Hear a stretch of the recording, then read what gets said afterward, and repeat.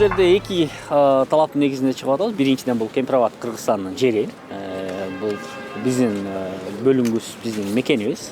Экинчи нерсе ошол куугунтуктар токтош керек, саясий куугунтуктар токтош керек, кечээ камалган адамдар бошотулуш керек. Деги эле активисттерге, саясатчыларга, журналисттерге, блогерлерге куугунтук болбош керек, токтош керек.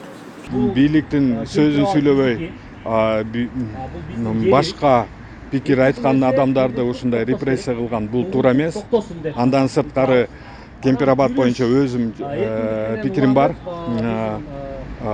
Кыргызстандын жерлери талашуу, жерлерге алмашуу бул чоң ката. Кемпирабад берилбеш керек.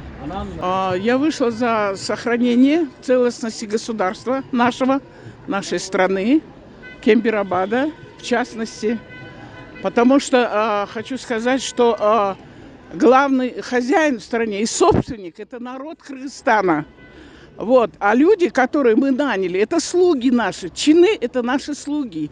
И они не имеют права распоряжаться страной, как своей частной собственностью. Вот и все. И я считаю еще, понимаете, что мы все, сказать, собственники этой страны. Я не понимаю, почему есть люди, которые против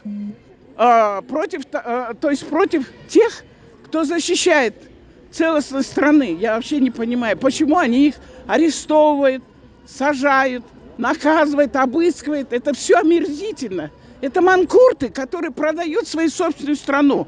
Вот и все. И предают свой собственный народ, интересы страны. Кемпирабад! Биздики! Кемпирабад! Биздики! Кемпирабад! Биздики!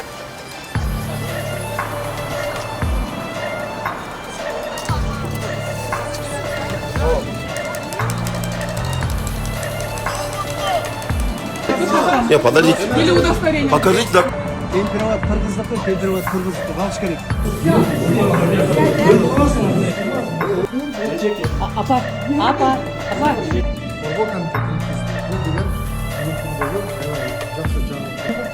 Хотя бы документами что-то должно быть, что ты что-то совершила.